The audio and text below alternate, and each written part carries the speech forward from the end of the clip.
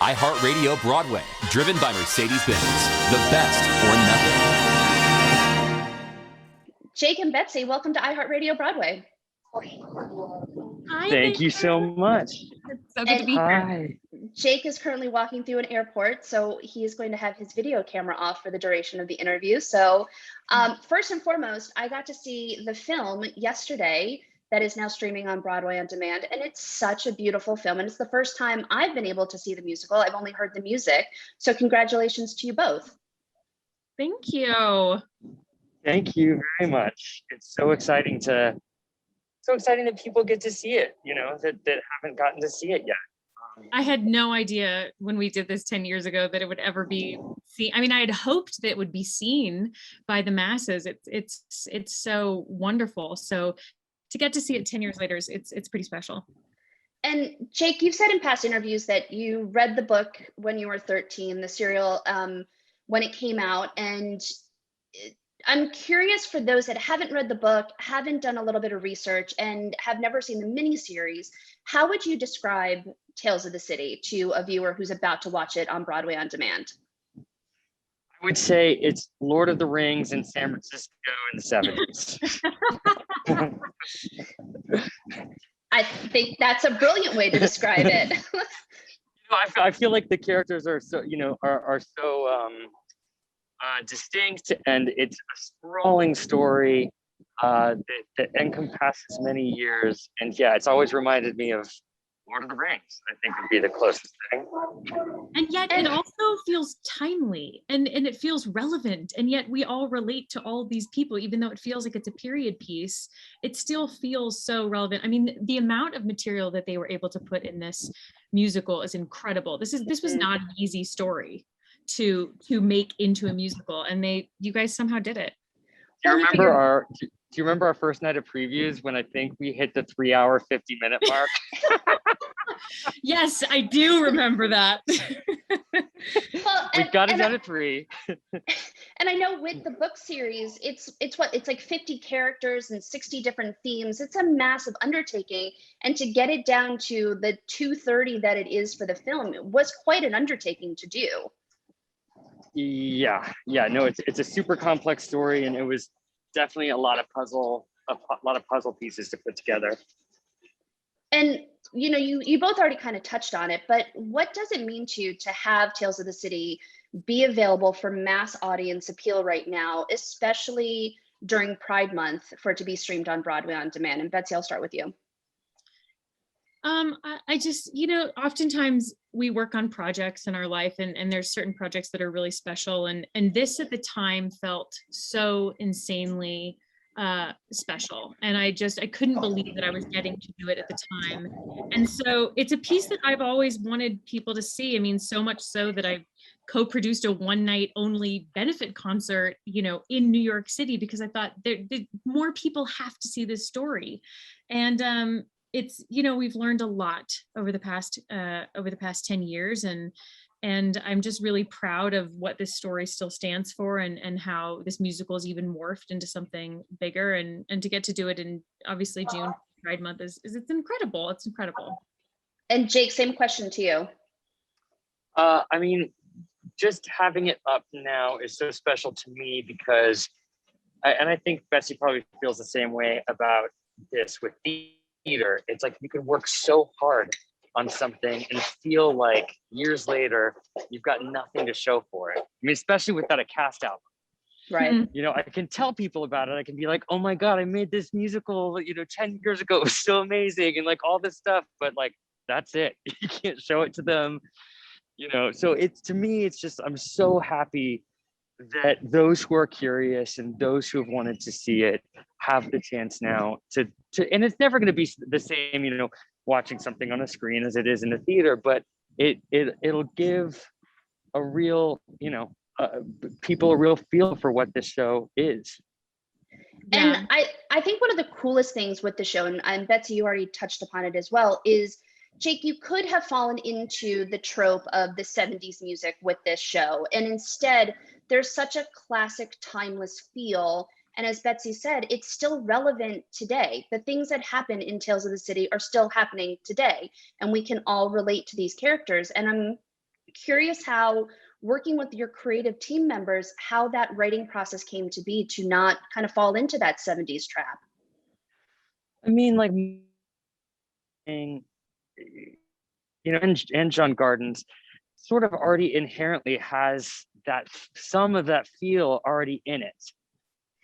Just because it's just sort of in my wheelhouse, like sort of the pop music from that period. And, so I think we just sort of walked a line where we wanted to make a musical.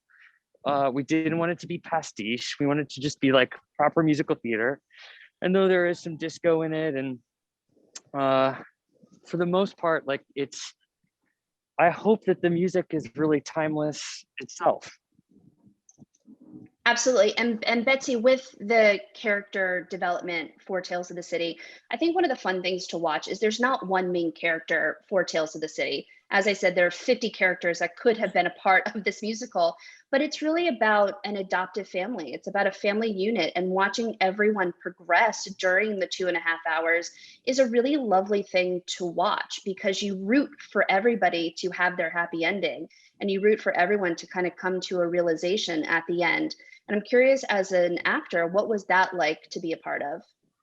Well, I think we were so lucky in that this project had so many amazing developmental stages, and much of the cast remained the same. And so getting to become a family unit with the people that you're actually working with, and we all were coming from all over the world to San Francisco during the summer at this time. So we felt like, in a way, we were kind of living the story, just like it wasn't in fiction. And so it obviously created such a special bond, which then I can see, even watching it last night, was like so clearly translated. And that does not always happen in shows. Right. And it's such an ensemble piece, and everyone just really, everyone shines. It's so crazy to think everyone's gone off and done such crazy things since that show. And it's such a gem. And to Jason's music, though, it's what's so fantastic about this is, yes, there's so much that was in, he and John's wheelhouse, but like, you guys wrote stuff that sounds like it's Sondheim influenced. There's this amazing bolero number. I mean, I was so blown away that every character sounds different. They wrote particularly for the characters. It's Yep. like you guys had been doing this for years, and yet this was your first kind of foray into a musical. It's really, really incredible. And I want a cast album, Jason. I do too. Come on. I do too. I would really love, I hope someday this show gets another production. I think to sort of that question from my perspective, just with those characters and the themes of the show about chosen family. And I think, like, especially after this last year and what everybody's been through, it's just such a reiteration of the importance of friends and family, and the importance of those connections, and how they sustain us, in our lives, because we've just spent the last year without that. And Absolutely. So true. And I think, Jake, you probably just answered my question. My last question for both of you is, what do you want viewers to take away from Tales of the City in 2021? I think that, like I was saying earlier, there's things that exist in, like, it feels like it's like in this capsule, and it was such a special time in my life. And I truly do know that for each and every cast member and creative, it was just a joyous thing to put up. And I think very few pieces translate to that, even on a film. And so the story of chosen family, I think, is huge, just what Jason said as he's going through an airport. I've not been at one stage door, not one show that I've done on Broadway since, where someone hasn't said, I saw you in Tales, that was the most incredible thing. When can I see it again? Why didn't that ever keep moving forward? And so I just think that the opportunity to get to watch it is hopefully going to, like, truly be something really cool. I think everyone is going to absolutely fall in love with the show who have not seen it, who have only heard the music or were at the 2017 concert. I'm so excited for people to be able to witness this show for the first time. Me too. I feel so Me bad. too. Jake's My in flight the is middle of an closing. It's airport. PT. Jason's always 39. off to a new place. He's traveling. He's going places. Jason, you My get on your gate is plane. closing. You get on Okay, your love you plane. guys. Love you, Betsy. Talk to you soon. Love you. Bye. Love you. Bye. I think this is the most frantic and amazing interview I've ever done. You know what? I love this, and this is how he writes too, and this is how he embodies the world. And I could not admire him more. Oh my gosh. Betsy, thank you so much. Jake Shears, who just got on a plane, thank you so much. Tales of the City will be streaming on Broadway on demand till the 27th. I implore you all to go watch it because you will be so moved and see some musical in a different light, I think, with this musical.